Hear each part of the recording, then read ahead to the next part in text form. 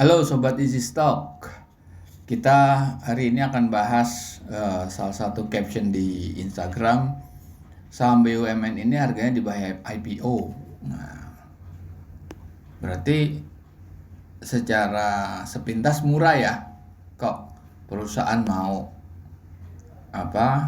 jual di bawah harga IPO gitu. Padahal kan sebetulnya harga IPO udah sekian lama dan secara logika perusahaan itu berkembang ya.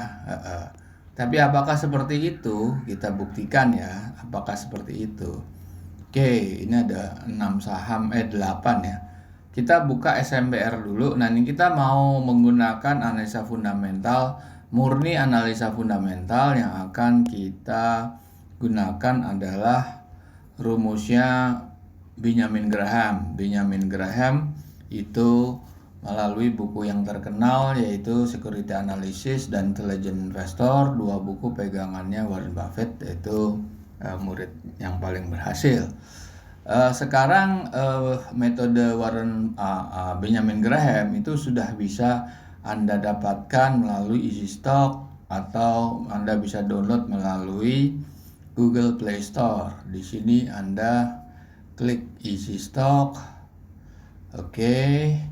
Anda bisa review, terus Anda download, Anda open. Nah, tampilannya seperti ini. Yang kita klik bendera Indonesia, ada 788 saham yang sudah listed. Dan penggunaan dari aplikasi ini adalah Anda bisa membandingkan closing price, yaitu harga kemarin ya, berarti ini kan harga hari Jumat, dengan nilai wajarnya atau intrinsic value tertinggi dan terendah. Jadi ada dua rentang harga, seperti kalau di technical support dan resistance. Kita buka satu saham dulu, SMBR, katanya di bawah IPO nih. Oke, Anda lihat di sini, ini perhitungan atau apa yang bisa Anda baca di sini. SMBR itu sebelah kanan atas itu minus 4, harganya tuh turun Rp4 dari hari Kamis. Ini kan posisi hari Jumat tanggal 17 Juli. Nah, kalau HV dibanding P itu namanya value tertinggi atau nilai wajar tertinggi dibagi harganya, yaitu 380 dibagi 458. Berarti kan harganya sudah melampaui nilai wajarnya. Berarti saham ini nggak ada upside, sudah terlalu tinggi. Kenapa terlalu tinggi? Tentunya adalah performance. Nah, ini laporan keuangannya sudah Q4. Kalau kita pasang revenue growth itu 5,5%, rasanya make sense ya gitu. Nah, ini kenapa kita lihat ke bawah lagi, intrinsic value higher band 380, intrinsic value lower bandnya minus 9. Kenapa gapnya terlalu tinggi dan kenapa terjadi minus? Kita periksa net current asset 1,3 triliun. Dia bisa nutup utang jangka pendek yang setengah triliun. Jadi kira-kira dia punya sekitar 8 triliun ya. 8 triliun surplus dari working capital. Tetapi kalau suruh nutup utang jangka panjang yang 1,9 triliun udah pasti defisit neraca kan ya. Di sini kita lihat free cash flow-nya lumayan besar kalau dibandingkan dengan net income after tax ya, 185 miliar. Nah, karena free cash flow tidak juga cukup mampu menutup utang jangka panjang, makanya dia jadi negatif. Oke, ini kan perhitungan suatu formula Benjamin Graham ya. Sekarang kita lihat financial ratio, return equity-nya 2% aja nggak nyampe ya kan. Profit margin tuh 3% juga nggak nyampe. Jadi terlalu rendah, terlalu nggak produktif. Kita skip aja ini karena nggak produktif ini. Terus kita lihat apalagi GIAA. Nah, kalau gini udah parah banget nih, sampai minus 3.000. Kalau Garuda Anda semua tahu nih dalam proses pilot ya gitu. Nah, di sini equity aja negatif 88 triliun. Di sini kalau kita lihat net current asset 3,4 triliun. Itu jomplang sekali sama utang jangka pendeknya sendiri itu 84 triliun. Belum utang jangka panjang yang 109 triliun. Ini benar-benar nggak bisa dibahas ini saham ini. Oke, Crush. Tadi ada juga Crush ya. Crush, Krakatau Steel. Ini juga negatif. Kenapa dia negatif? Kita lihat di sini. Net current assetnya 10,6 triliun. Utang jangka pendeknya aja 21,5 triliun. Belum ditambah utang jangka pendeknya 21,5 triliun. Udah negatif 10 triliun lebih kan, udah hampir 11 triliun. Ditambah lagi utang jangka panjangnya itu hampir 26 triliun. Free cash flow-nya aja negatif. Jadi udah nggak bisa dibahas saham ini. Oke. Terus SMBR tadi ya. Oh, SMBR udah tadi. Sorry. Tadi apalagi ya, GIAA, WG sama Elsa. WG Wijaya Karya. Bangunan. Nah, Wijaya Karya ini kita lihat ya. Ada perbandingan dari nilai wajar tertinggi 255 dibanding closing price-nya 172. Ada upside 48%. Artinya dia akan secara jangka panjang akan menuju nilai wajarnya dengan syarat performance-nya paling tidak stabil. Paling tidak. Dan diharapkan justru meningkat, bukan sekedar stabil. Kalau turun udah kita harus evaluasi ulang gitu ya. Nah, makanya kecepatan untuk mendapat laporan keuangan juga sebetulnya itu terbatas karena yang merilis kan bursa efek kecuali insider begitu. Oke, di sini kita lihat perbandingan nilai wajar terendah dengan harganya itu cuma 82%. Artinya dia punya potensial downside sebesar 18%. Kita buka. Oke, kita buka. Growth-nya 4,3. Oke.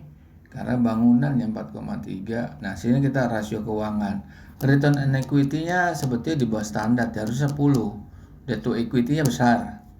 Profit margin-nya cuma 7% kurang. Nah, sekarang tergantung di sini Anda bilang revenue growth-nya itu terlalu pesimis. Nah, kalau gitu Anda harus masuk ke premium member, di mana Anda dapat fasilitas forecast simulator, best stock selection, dan menghitung harga yang perusahaan yang mau IPO. Forecast simulator, di sini Anda mau growth-nya 6%. Apakah kurang angkat juga 6%? Mungkin apakah 6% itu terlalu optimis? Silahkan Anda coba sendiri. Terus kita cari saham berikutnya, Elsa. Elsa ini sama nih, ada 5% upside, tetapi downside-nya juga cukup dalam 39%. Oke, kita lihat di sini. Di sini pasti perkara di utang. Sebetulnya gini, kalau indeks itu bullish terus, Anda forget itu namanya intrinsic value atau nilai wajar tertinggi level bawahnya. Karena itu terkait sama utang jangka panjang. Kalau dia bullish terus kan artinya dia akan performanya naik terus ya gitu. Nah, itu di sini. Di sini kita lihat kelihatan bahwa return on equity-nya nggak besar ya. Cuma 3% kurang, debt to equity-nya debt to equity-nya sebetulnya oke ya, debt to equity-nya dia ini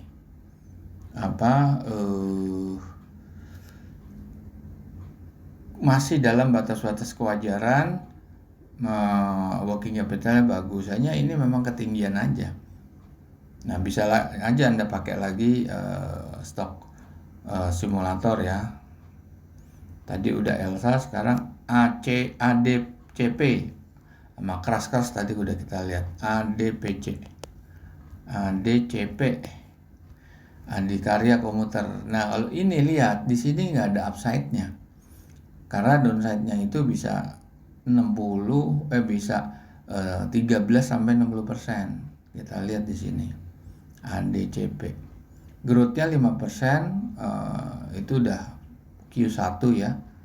Ini kalau lihat return equity 1 aja nggak nyampe. Profit margin nggak nyampe 10. Di sini bisa aja di komuter properti ini kan terkait sama bisnisnya LRT. Kalau LRT belum in operation, ini akan terhambat juga percepatannya pembangunan daripada di komuter properti gitu. Makanya di sini kan return on equity rendah sekali gitu.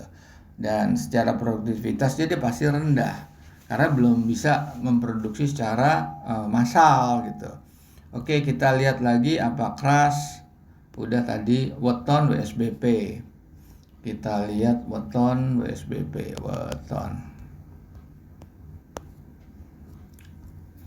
Wijayakarta Beton. Ini ada 43% upside-nya, lumayan ya, tapi downside-nya 20%. Jadi ini Anda bisa pertimbangkan lah ini untuk selective buying atau Anda bisa mengontrol portfolio Anda. Jadi jangan terlalu banyak membeli saham ini gitu.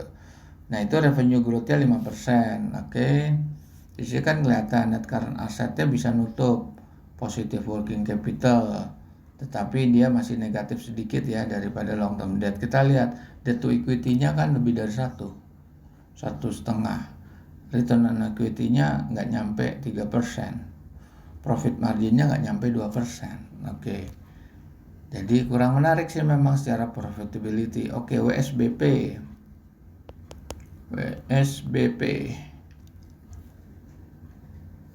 Nah, ini nggak bisa dianalisa atau negatif semua mas kita Beton Precast.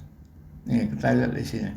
Net current assetnya 2,5 triliun.